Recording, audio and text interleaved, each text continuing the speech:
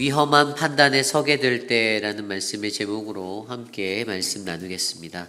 위험한 판단에 서게 될 때. 계속해서 묵상하고 있는 욥기 말씀, 까닭 없이 이유 없이 고난당한 욥의 모습을 바라보며 세 친구가 욥을 위로하기 위하여 한 걸음에 달려옵니다. 그리고 그들은 욥과 함께 슬퍼하고 그렇게 옆에 있다가 드디어 오늘 말씀에서 대만 사람 엘리바스를 시작으로 욥에게 그들의 마음의 것들을 털어놓는 그러한 이야기의 논쟁들이 시작됩니다. 첫 번째로 오늘 말씀 속에서 가장 먼저 이야기한 사람이 바로 대만 사람 엘리바스라는 사람입니다. 이 대만이라는 지역은요, 에돔의 북쪽에 위치한 한 성읍입니다. 그런데 바로 그것은 우리가 잘 알고 있는 창세기에 나오는 야곱의 형제 에서, 그 에서의 사람들로 채워진 에돔 족속이라는 그 에돔 사람들의 후예입니다. 그리고 엘리바스라는 사람은 그곳에서 바로 에돔의 후예로서 살아갔던 한 지혜자입니다. 특별히 이 대만 지역에 있는 사람들이 지혜가 있었다라는 것을 성경이 증명하여 주고 있는데요. 예레미야 49장 7절 말씀에 보면 에돔에 대한 말씀이라 만군의 여호와께서 이와 같이 말씀하시되 대만에 다시는 지혜가 없게 되었느냐, 명철한 자에게 책략이 끊어졌느냐, 그들의 지혜가 없어졌느냐. 아멘. 이렇게 설명하고 있습니다. 이 구절을 통해서 대만이라는 지역에는 지혜 있는 지혜의 사람들이 많았다라는 그러한 유추를 해볼 수가 있습니다. 그들에게 채워져 있었던 지혜, 그리고 오늘 이 엘리바스라는 사람이 같이 찾아온 세 사람들보다 가장 먼저 자신의 지혜를 가지고 욥에게 이야기하는데, 그런데 여러분, 우리가 인생을 살아가며 내 인생을 나의 지혜로 살아갈 때 우리는 그것이 지혜로운 인생이 된다라기보다 오히려 그 지혜로 인하여서 위험한 판단에 서게 될 수 있음을 기억하셔야 합니다. 내가 가지고 있고 내가 믿는 생각, 나의 지식과 나의 지혜로 말미암아 우리는 하나님의 말씀이 알려주고자 하는 그 원뜻을 벗어나 내 생각의 기준을 놓고 맞추어 다른 사람을 정죄하고 다른 사람을 죄인으로 몰아가며 인과응보적인 권선징악적인 그러한 것들을 나눌 때가 있다는 것입니다. 오늘 그러한 모습을 바로 욥기 4장 1절에서 21절까지의 말씀이 전하고 있습니다. 그렇다면 여러분, 위험한 판단에 서게 될 때 과연 우리는 어떠한 모습으로 우리의 삶을 만져야 하는지 오늘 말씀을 통해서 한 3가지 정도로 살펴보려 합니다. 오늘 첫 번째로 위험한 판단에 서게 될 때 우리는 우리 자신의 강한 정의감을 잘 다스려야 합니다. 우리는 우리 자신의 강한 정의감을 잘 다스려야 합니다. 오늘 말씀 1절로부터 4절까지 말씀에는 이렇게 나와 있습니다. 대만 사람 엘리바스가 대답하여 이르되 누가 내게 말하면 내가 실증을 내겠느냐, 누가 참고 말하지 아니하겠느냐. 보라, 전에 내가 여러 사람을 훈계하였고 손이 늘어진 자를 강하게 하였고 넘어진 자를 말로 붙들어 주었고 무릎이 약한 자를 강하게 하였거늘. 아멘. 오늘 이 말씀 속에서 대만 사람, 가장 지혜가 있는 대만 사람 중에 엘리바스라는 그 현자가 그에게 대답하여 말합니다. 2절에 보면 누가 내게 말하면 내가 실증을 내겠느냐, 누가 참고 말하지 아니하겠냐라는 이 구절이 눈에 들어오는데요. 여러분, 이 구절이 좀 풀어서 설명하면 어떠한 것이냐면 내가 지금 너에게 이것을 어떻게 참지 않고 말하지 않을 수 있겠냐라고 자신의 강한 정의감을 비추어 말하고 있다라는 것입니다. 누가 참고 말하지 아니하겠느냐. 그러니까 내 스스로가 이것을 참을 수 없다. 나 지금 이걸 너에게 꼭 말해야겠어 라고 이야기하는 거예요. 그러니까 자기 스스로에게 갖고 있었던 갖춰진 이 정의감이 자기 안에 이것의 옳고 그름의 분별력으로 딱 채워져서 내가 오늘 네가 고난을 받고 있지만 내가 이것을 너에게 꼭 말해야겠어라는 그러한 모습으로 전달되어지고 있습니다. 그래서 오늘 그가 이 자기가 가지고 있는 이 정의감을 드러내면서 현재 위기에 처해 있고 어려움에 처해 있는 이 고난 가운데 있는 그를 향하여 어떻게 합니까? 바로 그가 갖고 있는 절망의 자리를 비판하며 나서고 있습니다.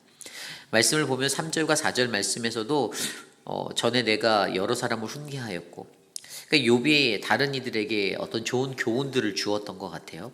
그리고 손이 늘어진 자들, 그러니까 힘이 없고 연약한 자들에게 어떤 힘을 더하여 주는 격려도 하였고, 넘어진 자를 말로 붙들어 주었고, 그러니까 좋은 좌절과 절망 중에 있는 사람들도 인커리지해서 다시 일으켜 주었고, 무릎이 약한 자를 강하게 하였던 굉장히 좋은 사람이었습니다.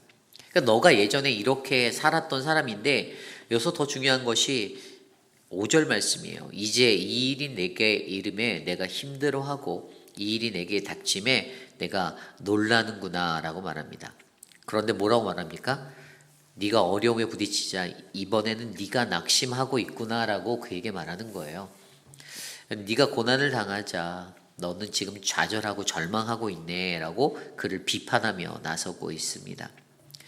그러니까 엘리바스는요, 절망 가운데 서 있는 욥이라는 사람을 마주하며 그에게 지금 자신이 가지고 있는 정의감에 불타서 내가 이대로 너에게 이 말을 꼭, 네가 지금 힘들겠지만, 너의 상황이 힘들고 어렵겠지만 내가 이것은 너에게 꼭 말해야겠어라고 자신의 정의감을 드러내며 말하는데, 다른 이의 절망을 비판하며, 욥의 절망을 비판하며 그렇게 말하고 있다라는 것입니다.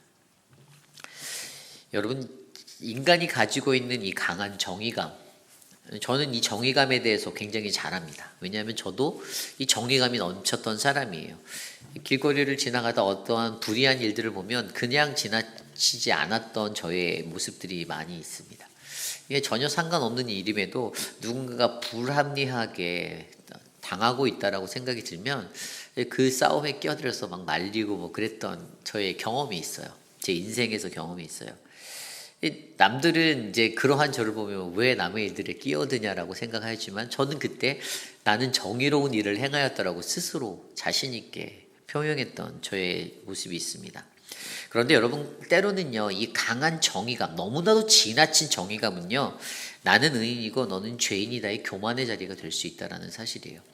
제가 그때는 20살 20대였기 때문에 혈기가 충만하여서 그렇게 행하였지만, 요즘에 그렇게 하라고 하면 약간 머뭇거리게 됩니다. 이제 나이가 들어서 그럴 수도 있고, 머뭇거리게 되는 것들이 약간씩 보이더라고요. 하지만 중요한 것은 분명히 우리가 가지고 있는 잘못된 강한 정의감의 그 모습은 나는 의인이고 너는 죄인이야라는 강한 다른 사람을 비판하는 그러한 도구로 사용될 수 있기 때문에, 여러분, 이 정의감을 가지고 있는, 강한 정의감을 가지고 있는 자들이 가장 유념해야 하는 것은 반드시 소리 내야 할 때와 침묵해야 할 때를 잘 구별하고 분별할 수 있는 영성이 있어야 된다는 거예요. 내가 그냥 다 가지고 있다고 나가는 정의로운 자라고 해서 365일 정의를 외치면 그것이 때로는 독이 될 수 있다는 것입니다. 제가 신앙생활 하다가 교회 안에서도 그런 분들을 가끔 만날 때가 있어요. 남들을 얘기하지 않는 걸 나는 얘기했다라는 거예요. 다른 사람은 얘기하지 않는데 나는 그런 말을 한다라는 거예요. 자랑스럽게 제가 사역하는 교회들마다 한두 분씩 꼭 그런 마음으로 살아가셨고, 자랑하듯이 목회자에게 얘기하는 분들을 볼 수가 있었어요. 근데 물론 어려울 때 소리를 낼 수 있고 목소리를 내는 거, 불의한 자리에서 목소리를 내는 게 필요하죠. 왜냐하면 우리가 현재 세상 속에 물들어서 그냥 안일하게 살아가면 안 되잖아요. 무엇이 진실이고 무엇이 정직인지는 저희도 알아야 되잖아요. 그런데 그것이 때로는 그 사람에게 자랑이 되고 그렇게 되는 교만에 서게 만드는 그 위기가 있다는 거예요. 오늘 엘리바스도 똑같습니다. 자기 딴에는 위로한다고 친구라서 찾아왔다라는 거예요. 그런데 그의 마음속에 지금 절망 앞에서 주저앉아 있고 머뭇거리고 이 절망의 자리에서 놀라고 있는, 마음으로 힘들어하고 있는 욥을 바라보고 그가 말하는 것은, 누가 참고 말하지 아니하겠느냐, 내가 이 말은 근데 너한테 꼭 해야겠어 라면서 자신의 정의감을 드러내며 이제 입을 열어 그를 비판하기 시작하는 거예요. 여러분, 우리들의 삶 속에서 저와 여러분들 우리들이 안고 살아가는 것은요, 하나님이 주시는 그 사랑의 마음이 담겨 있어야 합니다. 이 정이라는 것들도 사랑이라는 것들이 담겨 있어야 돼요. 정이라는 것이 사랑이라는 게 담겨 있지 않으면 그것은 사랑의 매가 되는 게 아니고 폭력이 되는 것이에요. 그렇기 때문에 여러분, 우리 모두가 갖고 있는 우리의 삶의 자리에서 정의를 가지는 모습은 정말 중요하고 좋지만 이것들을 잘 분별해낼 수 있는 영성을 가지시기 바랍니다. 목소리를 내야 할 때가 언제고 목소리를 내지 말아야 하고 침묵해야 할 때가 언제인지를 구별할 수 있는, 여러분, 우리가 누군가가 어떤 어려움을 당한 성도들이 우리의 주변에 있다고 생각해 보십시오. 그런데 그분 앞에 만약에 자녀를, 예로서 어떤 자녀를 잃은 상실감을 아는 어떤 자들이 있다면 그 상황을 경험한 그들 앞에 가서 그들을 따뜻하게 맞아주고 받아주고 안아주고 위로하는 것이 먼저지. 그래, 그런데 이거 내가 생각해 보니까 이것은 너가 가졌던 죄 때문이야 라고 말을 한다면 이 사람들이 얼마나 충격을 받겠어요.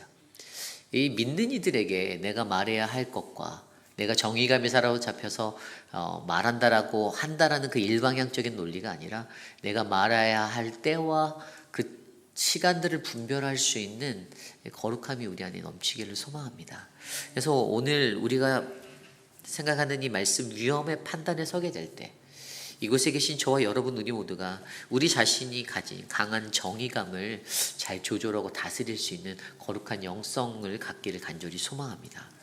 오늘 두 번째로 위험한 판단에 서게 될 때, 오늘 두 번째로 우리는 우리 자신의 지혜의 한계를 인정할 줄 알아야 합니다. 우리 자신이 갖고 있는 우리 지혜의 한계를 인정하셔야만 합니다. 오늘 말씀 7절 이후의 말씀에 7절에 이렇게 나와 있습니다. 생각하여 보라. 죄 없이 망한 자가 누구인가? 정직한 자의 끊어짐이 어디인가? 8절입니다. 내가 보건대 악을 밭갈고 독을 뿌리는 자는 그대로 거두나니. 9절입니다. 다 하나님의 입기운에 멸망하고 그의 콧김에 사라지느니라. 아멘. 엘리바스가 욥을 향하여 생각하여 보라라고 외칩니다. 생각해봐, 기억해봐, remember, 기억해봐 라고 얘기하는 거예요. 이 무엇을 기억하라는가 하면 오늘 그가 말하는 것은 여기에서 생각하여 보라, 히브리어 자카르, 이것은 율법이나 십계명 같은 그러한 하나님의 법을 기억하라고 말할 때 사용되어지는 단어예요. 그러니까 오늘 엘리바스가 그에게, 욥에게 요청하는 것은요, 네가 생각해 봐야 하고 네가 기억해야 되는데 하나님의 율법에 맞춰진 것들을 기억해보고 십계명을 생각해봐. 왜 이것을 기억하라고 했을까요? 이 자신의 삶의 기준이 하나님의 말씀과 율법 위에 서서 살아가는데 지금 자기 자신이 보기에는 이는 욥이 죄인으로 느껴지기 때문이에요. 무언가 범죄하였다고 그 스스로가 판단하고 있기 때문에 하나님의 법을 들여다보고 생각해 보라라고 그에게 말하는 것입니다. 그러면서 그가 무슨 말을 했습니까? 죄 없이 망한 자가 누구냐라고 얘기합니다. 정직한 자의 끊어짐이 어디 있느냐? 8절에 보면 내가 보건대라고 말하고 있죠. 이 7절의 앞에서 조금 더 보면 너가 망한 것은 죄 때문이야 이렇게 얘기하는 거예요.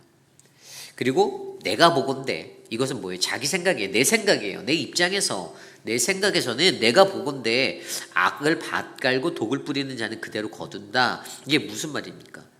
네가 하고 있는 건 우상숭배야, 하나님 섬긴 거 아니었어 라고 그에게 말하고, 너가 죄졌기 때문에 너는 심은 대로 반드시 거둘 거야 라고 그에게 말하고 있는 거예요. 그러면서 9절에 하나님을 이제 갖다가 연결시켜서 얘기합니다. 하나님의 입기운에 다 멸망할 것이고 그의 콧김에 사라지게 될 것이다. 근데 뭐라고 말합니까? 결국에 하나님께서 너를 심판하여 주실 거야 라고 설명하는 거예요. 이 이야기를 들어보면 무엇이 생각납니까? 엘리바스가 주장하고 있는 인과응보의 원칙이 생각나요. 반드시 너가 잘못한 너의 죄의 근원 때문에 너는 그대로 그 보응을 받게 될 거야. 너는 권선징악이라는 그 판단을 반드시 받게 될 거야 라는 그것을 욥에게 외치고 있어요. 여러분, 이 엘리바스가 이러한 말들을 하는 것을 보면요, 그는 자기 스스로가 갖고 있는 자기의 지식으로 남을 공격하고 있다는 것을 우리가 알 수가 있어요. 그가 가지고 있는 율법적인 지식과 자신이 가지고 있는 자신의 지혜에 빗대어서 그에게 생각해봐라. 다시 한번 너 좀 돌아봐라. 너는 죄인이다. 너가 죄를 졌기 때문에 너는 지금까지 너 스스로는 정직하다라고 말했는데 너 지금 너 모습을 볼래? 너 끊어졌잖아. 너 망했잖아. 그건 너 정직한 거 아니네? 이렇게 말하면서 그의 죄를 합리화하고 판단하고 있다는 것입니다. 자신의 지혜를 가지고 말하며 거기에 하나님을 붙여 이야기하고 있는 그런 엘리바스의 경솔함을 우리는 바라보게 됩니다. 여러분 중요한데 오늘 말씀 10절과 11절에는요.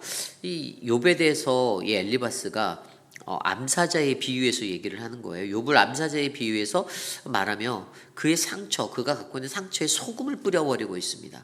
사자의 우는 소리와 젊은 사자의 소리가 그치고 어린 사자의 이가 부러지며 사자는 사냥한 것이 없어 죽어가고 암사자의 새끼는 흩어지니라.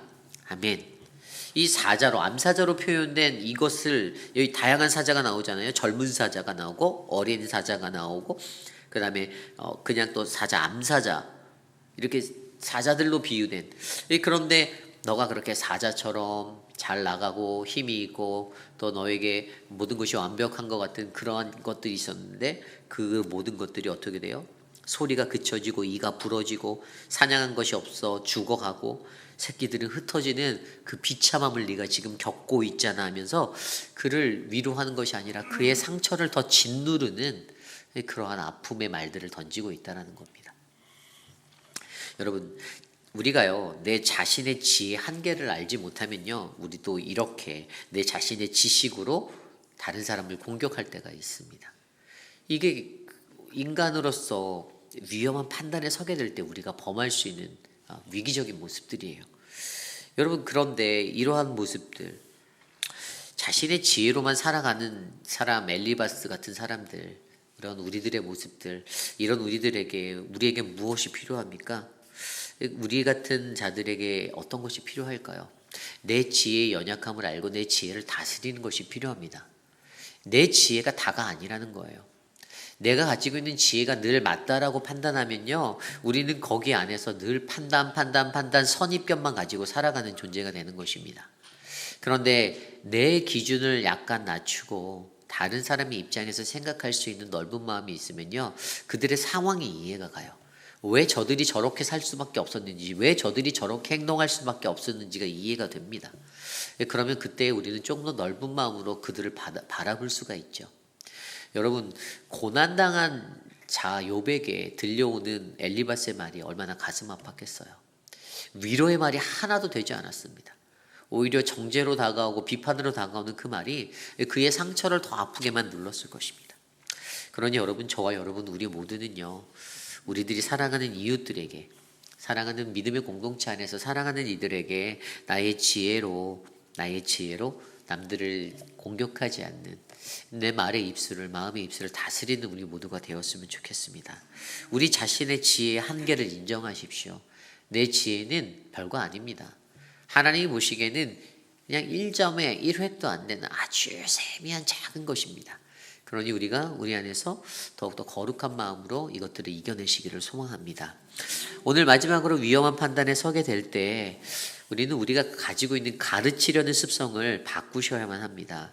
오늘 말씀 12절 이후의 말씀에 보면요 엘리바스가 꿈꾸었던 환상에 관한 이야기가 나와 있습니다. 그가 깊은 잠에 들었을 즈음에 자신에게 본 환상의 이야기를 설명하며 나오는데요. 근데 그것으로 말미암아 자기가 번민에 빠졌다라고 13절에 생각이 번거로웠다라고 설명하고 있습니다. 자신의 두려움과 떨림이 다 몸을 덮쳤었고 뼈마디가 흔들릴 정도의 그런 두려움의 환상을 그가 꾸게 된 것이었어요. 내 몸에 털이 다 쭈뼛하였다고 15절에 나와 있죠. 그때 그 영이 어떤 한 영이 서 있었는데 나는 그 형상을 알아보지 못하였다고 16절에 말하고 있었고요. 그리고 그 형상이 내 눈앞에 있었으나 내가 알아채지 못할 때 어떤 한 음성이 들려왔다라고 설명합니다. 그리고 그때 들려왔던 말씀, 그 음성이 17절 말씀입니다. 사람이 어찌 하나님보다 의롭겠느냐? 사람이 어찌 그 창조하신 이보다 깨끗하겠느냐? 사람이 하나님보다 어떻게 의로울 수 있냐? 사람이 자기를 창조하시니보다 어떻게 더 성결할 수 있냐라는 이 음성을 자기 자신이 들었다라고 엘리바스가 선언하고 있습니다. 그러면서 18절 이후에 무엇에 관하여 이야기하냐면 불완전하고 연약한 우리 인간, 하찮은 우리 인간, 그냥 흙으로 지어졌고 하루살이와 같은 그러한 존재로 살아가는 티끌과도 같이 불완전한 우리 인간에 관해서 우리 인간이 얼마나 비천한 존재인지를 그가 이야기하고 욥에게 말하고 있다라는 것이지요. 그런데 여러분, 갑자기 이러한 이야기를 하는 그의 의도가 무엇입니까? 자기 스스로는 지혜롭다는 거예요. 나는 이런 인간의 연약함들, 이런 우리의 불완전한 모습들을 나는 잘 알고 있어. 그러니 고난당한 욥, 너도 우리 인간으로서 우리가 갖고 있는 이 불완전한 모습들을 네가 알아야 해 라면서 그가 자신이 하나님 앞에 계시를 받았다라고 강조하고 꿈꾸었던 것을 환상을 통해 그에게 말하면서 그에게 이야기하고 있는 거예요. 여기서 오늘 그가 가지고 있는 실수가 무엇입니까? 그것은 자기 스스로에 가지고 있는 그 습성 가운데 다른 이들을 자기의 지혜로 가르치려고 하는 습성이 있어요.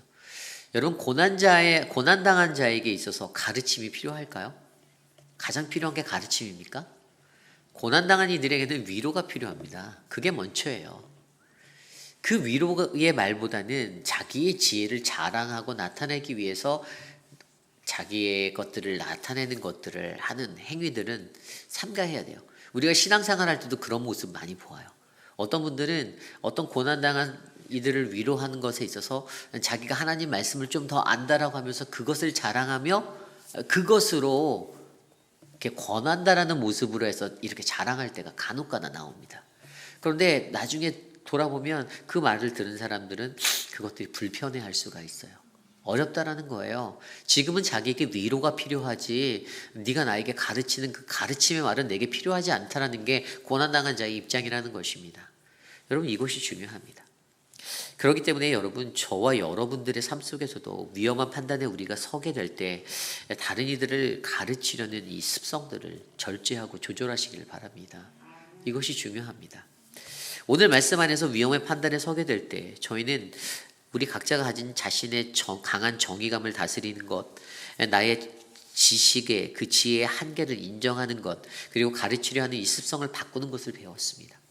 그리고 오늘 이 말씀에 관해서 가장 성경에서 잘 나타내는 하나의 말씀이 있는데 바로 요한복음 9장에 나와 있는 이야기입니다. 날 때부터 맹인된 자가 있었습니다. 그런데 예수님께서 어떻게 해요? 자신의 제자들과 함께 가다 제자들이 물어보는 거예요. 도대체 저 날 때부터 맹인된 사람은 누구의 죄 때문에, 그의 죄 때문입니까? 자신의 부모의 죄 때문에 맹인이 되었습니까? 라는 질문을 받게 됩니다.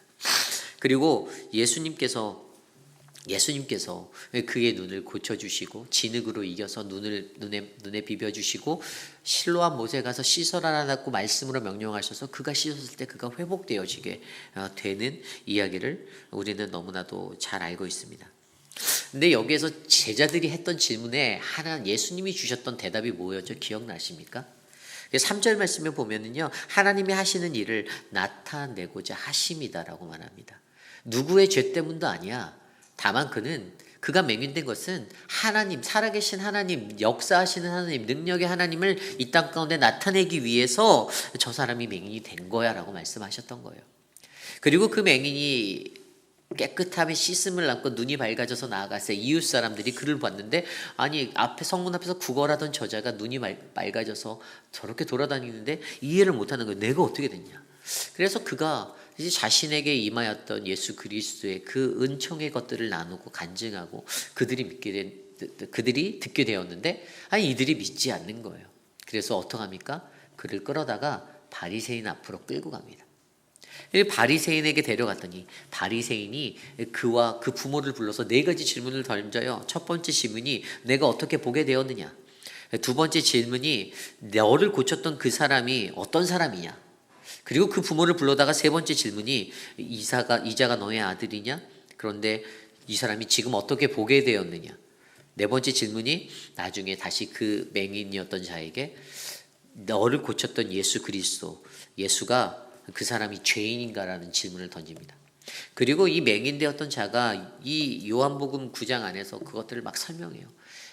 나를 고치신 그 자가 맞다. 그분이 누구냐? 선지자다. 나를 고친 분이다. 그리고 내가 잘 알지는 못하지만 그분이 반드시 나를 고쳤음을 내가 확신한다. 그 사람이 나를 고쳤다라고 증언하는데, 계속되는 질문 가운데 이 사람이 뭐라고 말하냐면, 당신들도 예수의 제자가 되려고 하십니까? 왜 믿지 않습니까? 라고 반문해요. 중요한 것은요, 그들이 믿지 않는다는 거예요. 시력이 멀쩡하게 살아가던 그 인생을 살아가던 그 바리새인들은요, 아무리 그가 간증을 하고 그가 이야기를 하고 그가 대답을 줘도 하나님이 하심을, 예수님이 하신 그 일을 믿지 않았다는 것입니다. 왜죠? 그들 안에 이미 채워져 있는 선입견과 판단과 모든 편견이 있었기 때문이에요. 그것은요, 하나님을 믿지 못하게 만드는 것입니다. 여러분, 욥기에서 가장 중요한 것은요, 고난 가운데 우리의 믿음을 점검하는 것이라고 제가 말씀드렸잖아요. 그런데 하나님이 하나님이시기 때문에 믿는다라는 이 사실이 굉장히 중요한 겁니다. 내가 왜 하나님을 믿는가? 내가 왜 예수를 믿는가? 그가 하나님이시기 때문에 우리가 믿는 거예요. 다른 이유가 없습니다. 그런데 인간의 판단과 인간의 지혜는, 내 지혜는 나를 가늠하고 내 판단을 만집니다. 그래서 그게 맞다라고 나를 믿게 만들어요. 그래서 다른 사람을 정죄하고 다른 사람을 죄인으로 만들고, 그러한 모습으로 우리가 내가 가르치려고 하고 그런 모습으로 살게 만든다라는 것입니다. 그러나 여러분, 반드시 기억해야 할 것이 바로 무엇입니까? 예수 그리스도는 그가 하시는 일, 하나님의 일을 행하심으로써 바로 그분 스스로가 이 땅의 생명과 빛과 되시는 하나님이심을 나타내려 하신 것입니다. 여러분, 닫혀진 마음, 어두운 마음으로 살아갔던 바리새인들이 되지 않기를 소망합니다. 그 어두운 눈이 우리를 선입견에 갇히게 만들고, 우리를 지혜 충만하다라는 거짓된 것에 사로잡히게 만들고, 우리로 하여금 다른 사람을 가르쳐야 한다는 사명감에 불타게 만드는데, 여러분, 내 지식의 한계를 인정하시며 하나님 앞에 겸손히 살아가는 우리 모두가 되기를 소망합니다. 오늘 이 아침에 주신 말씀을 놓고 함께 기도드리기 원합니다. 우리가 믿는 하나님은 바로 하나님이시기 때문에 믿는 것입니다. 이 믿음에 대한 확신을 이 욥기서를 통해 저와 여러분들이 확신하셨으면 좋겠습니다. 내가 왜 믿는가? 내가 누구를 믿는가? 내가 무엇 때문에 그를 믿는가? 바로 하나님이시기 때문에, 하나님이기 때문에 내가 그분을 믿는다는 이 믿음 안에서 우리의 견고한 신앙의 여정을 걸어가시는 우리 모두가 되기를 소망합니다. 기도하겠습니다.